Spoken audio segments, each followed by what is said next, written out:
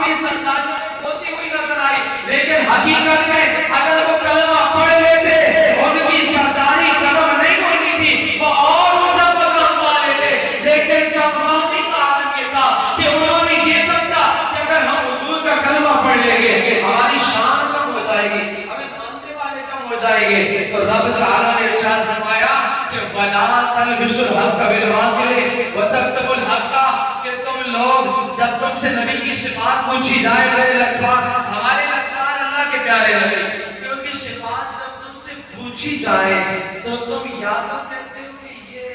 جو بیان آپ کر رہے ہو نا، جو عرب میں ظاہر ہونے والے نبی ہیں، وہ صرف سے ہماری کتاب میں نہیں ہے، یعنی حق کو باطل سے ملا دیا، حق کو مٹا کر باطل لکھ دیا.